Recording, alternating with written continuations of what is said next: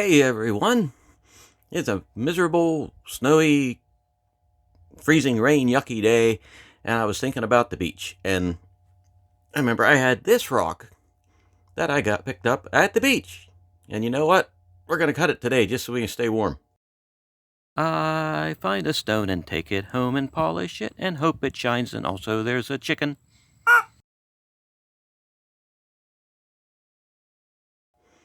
Hey everyone, this is Clayton, and I'm glad you're here today. And I'm going to remind you about sunny, warm beach. And if you happen to be at a sunny, warm beach right now, I hate you. Not really, but yeah. You know, it's snowing. There's ice out there. It's a mess. And, well, I started thinking about the beach, and I remembered I had this stone that I found on the beach, and we're going to cut it. So let's take a look at this thing. Yeah, I found this one down at Virginia Beach. No, I'm sorry. This was a Myrtle Beach stone. And it's very red. I think it's a piece of carnelian. I'm pretty sure it's a piece of carnelian. Let's get the spray bottle of Destiny out and give it a little bit of wetness so we can see what it looks like. Oh, wet like. Well, whatever it is, it's nice. Let's get the light out. Yes, the light of destiny. As you can see, it's actually, I don't know, let me see if I can get enough that you can see there's some structure in there. It almost looks like a inclusions in agate. But I think this is going to be pretty much a straightforward cut. I think this is going to be the back side. Flatten that out a little bit. And then get a nice pleasing shape around there. And, you know, do the cutty thing. Because that's what we do here. So, next thing to do is get over there to the wheels and start a cutting. So don't go away. You stay right there.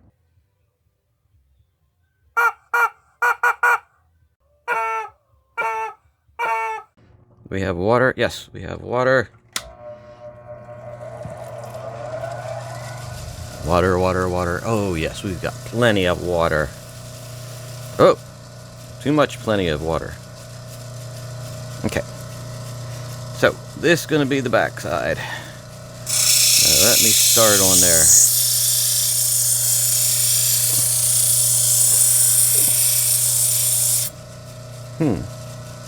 Well, that's cutting down pretty quickly.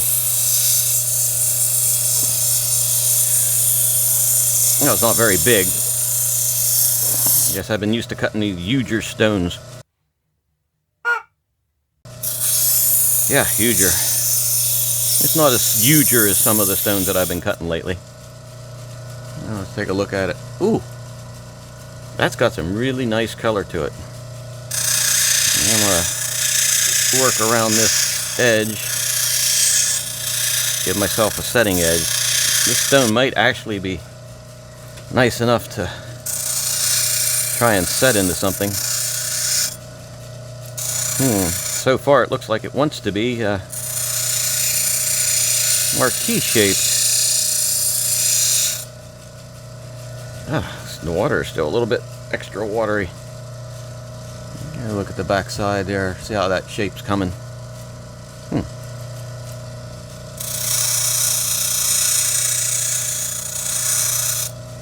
Oh yeah, definitely marquee shape.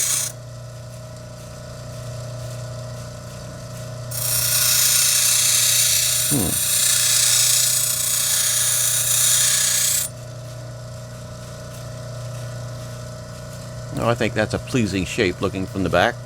I know it's a little bit off symmetry. No, maybe not. Well, let me start taking a little bit off the top now.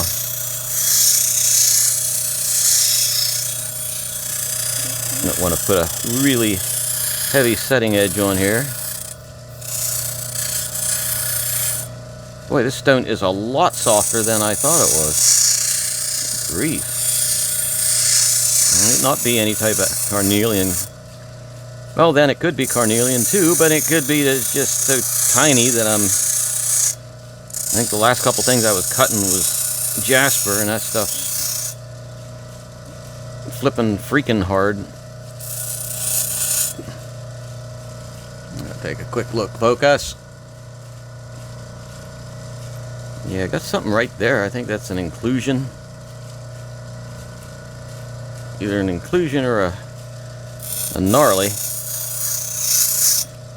Gnarlies. Got a gnarly divot. Yeah, just a gnarly divot. Looks like it's going to come out. And if I'm not mistaken, we may have some sparkliness going on in there. I'm not certain. Work that edge just a tad bit. A little bit asymmetrical going around there, but I think I may have to wait to get that on a stick to do it. And believe it or not, I think we're going to have to put that on a stick to go any farther. Oh, I'm sort of dreading this stick thing. I tell you what, let me kill the water and the power here. And you know what? I'm going to go over here on this other wheel before I even go to the stick. So that means I'm going to have to go back onto it with the power. And let's get some water going on this one. Come on, water. Oh, there it is. Yep. Must have got the stuff cleared out of the nozzles. Water is coming out a lot better than it was before. Maybe I can define this shape a little bit better.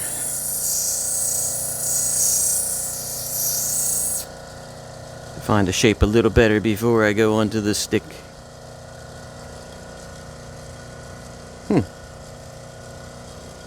It's actually looking pretty nice.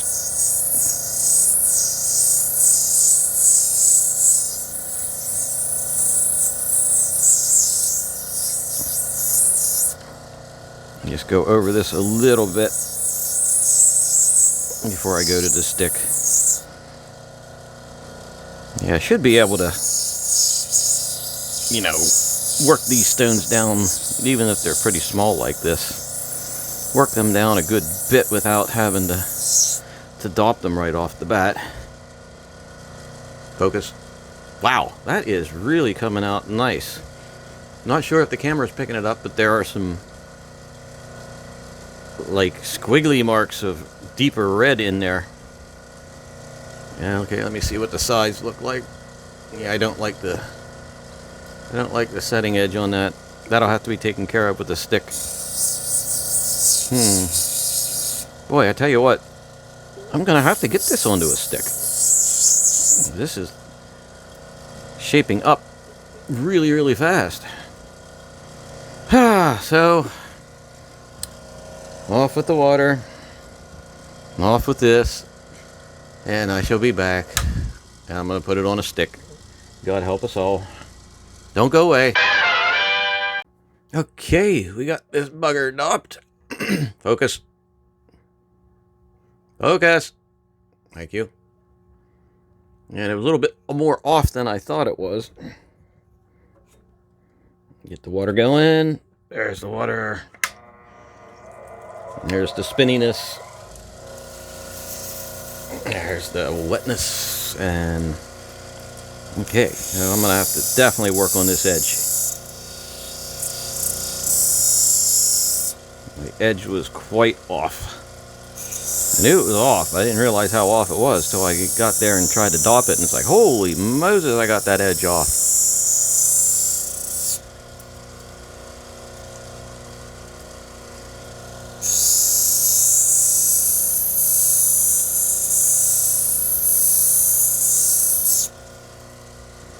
There, look, that's better.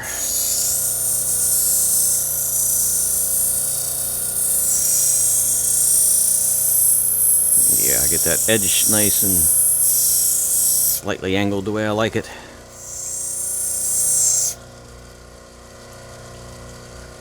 And that is pretty much how I need it. Alrighty. It's not exactly perfectly focused, perfectly the way I want it, but it's pretty darn close.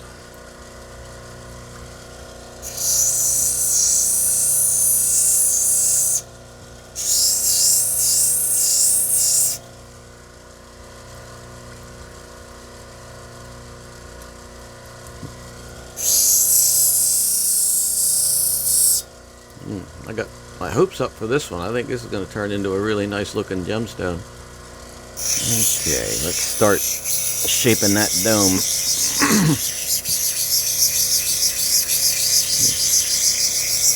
And since I have you here today, and we're working on a stone, that's what we do anyway. You've probably been wondering why you haven't heard anything from Mrs. Cluck for a while. And, well, I got some sad but good news about Mrs. Cluck.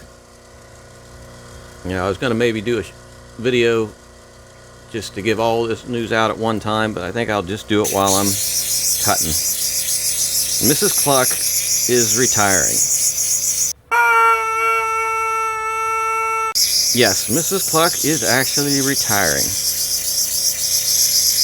After nearly 50 years of being in business, she has decided it's time. She's had enough of this crap, and she's going to enjoy herself.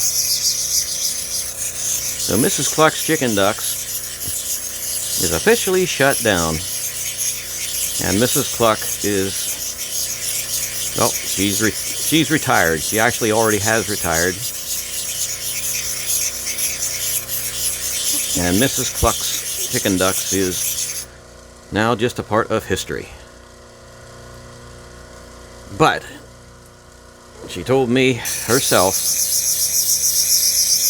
not to worry, and she's going to keep us informed of what's going on in her life, because she intends to, I guess, go all over the world doing whatever she always felt like doing. She already had a little retirement party. Yeah, that's the picture right there. It was a small private retirement party with some of her friends that she's known for quite a long time. And what's interesting is she had pictures from the retirement party taken with the camera she got for her wedding way back in, well, I'm not even sure when it was. It was quite a long time ago. I think Mrs. Cluck's a lot older than she puts out she is. And it was some type of really old black and white style. Well, at the time it was black and white because they didn't have color photos. But yes, Mrs. Cluck is retired, and that was her retirement party picture. And she promised that every week she would send us photos of what she is up to. Okay, let's take a look at what's going on here. So if anybody out there needs or feels like sponsoring the channel, Mrs. Cluck's not sponsoring anymore, so we sure could use it.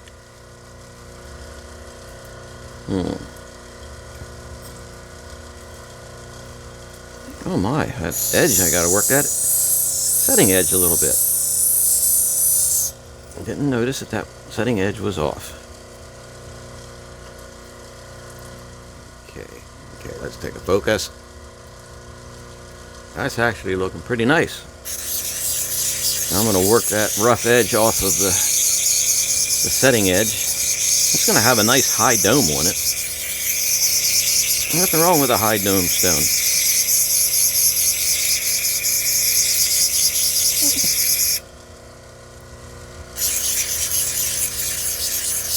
And this stone looks like it's going to be a nice one.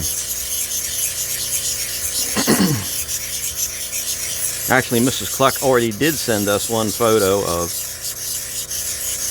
what she was doing,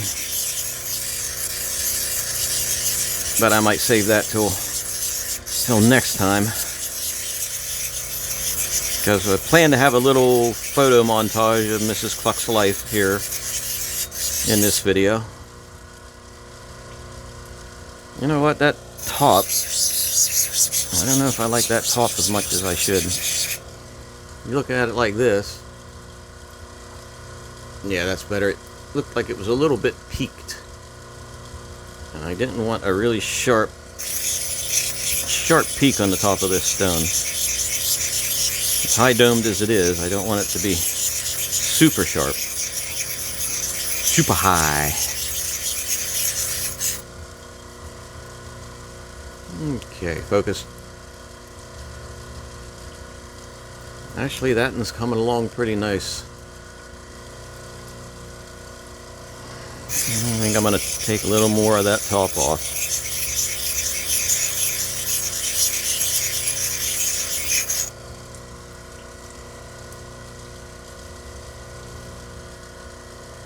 Focus. A little hard to see because it blends in with the color of the... Let's see there. Blends in with the color of my skin. But, ooh, that's it. Dry off. There we go. Yep, I think that's good.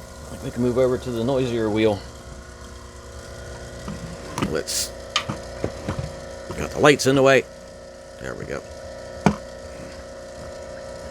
Let's head over here. Shut you off. Move the paintbrushes of destiny out of the way. Get some water going. Do we have water? Yes, we do. Okay, we got water going. Oh.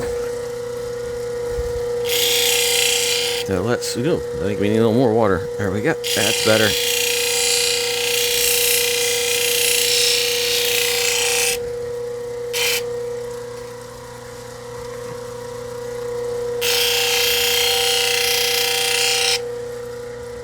Might need to move the camera just a slight bit.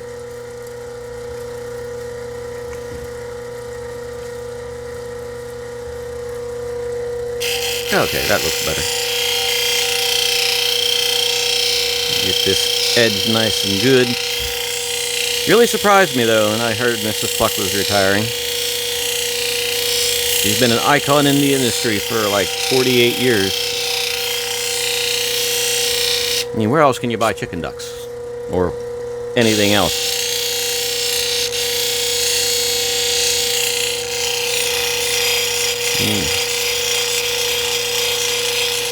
Well, this stone is coming along really fast. I'm surprised. But then, like I said, the last couple of stones I've been cutting have been pretty darn big, and this one's like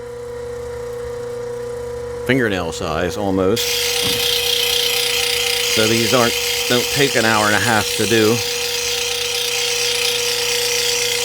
Which is kind of nice. You can see the results quicker. Oh, now you're starting to see some of those marks coming up in there.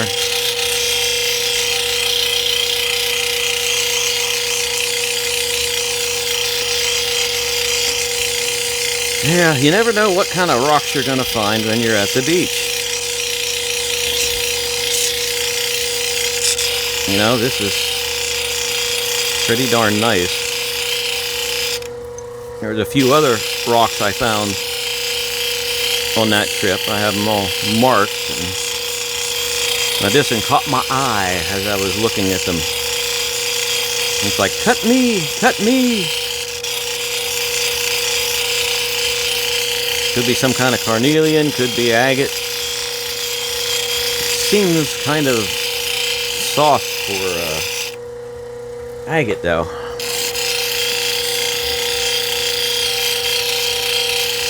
And you never know what you're going to get.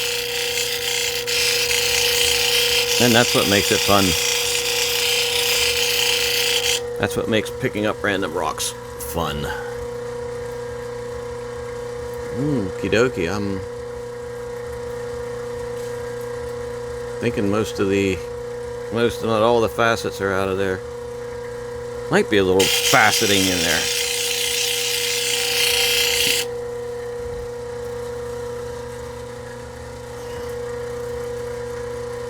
Another thing with these smaller rocks, they don't tend to fly off the dock stick as much, so there's not as big a chance of me freaking out about it.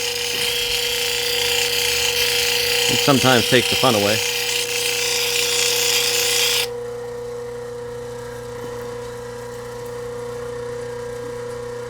Focus. Okie dokie. I think we can head over to the 1200. Yes, to the 1200. The 1200 Grit of Destiny with the unfinished turtle carving. Okay, there we go. This isn't going to take long on this one, I can guarantee it.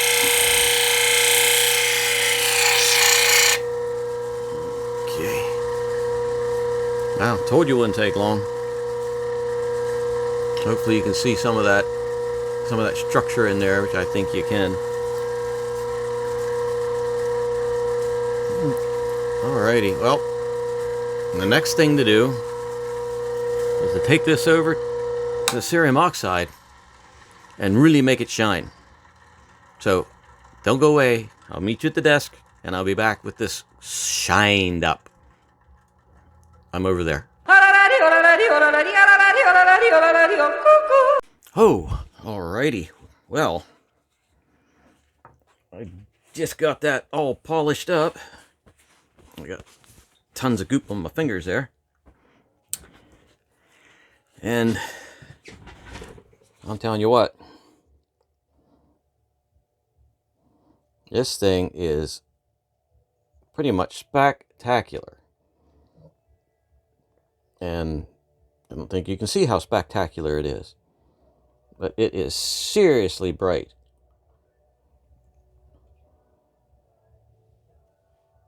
It is polished. There is so much structure inside that. I got dirt on it. How did I get dirt on it? I just wiped it off. It is super shiny. And there's structure all over the place. And I think once I get that off of the stick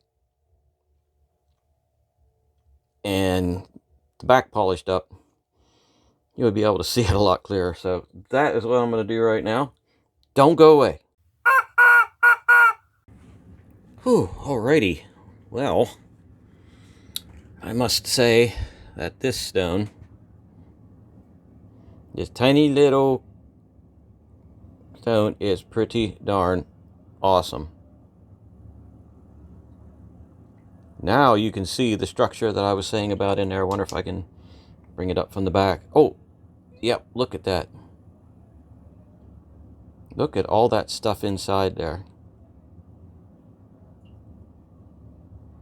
I can't see it too well this direction. But yeah, if I get the light on there just right, you can see there's structure in there. And this is pretty darn awesome. I mean, this is like awesome possum. This baby is super shiny. There's no undercutting on it. Back's pretty good. I got a little divot right there. I got some wax in there. I can get that out. And the only bad thing is right there, as I was wiping it off, I dropped the bloody thing and it whacked against something, so I got a little nick there. But that's going to be, that'd actually be hidden under the setting edge, so I don't think that's going to affect it whatsoever, other than annoy the crap out of me.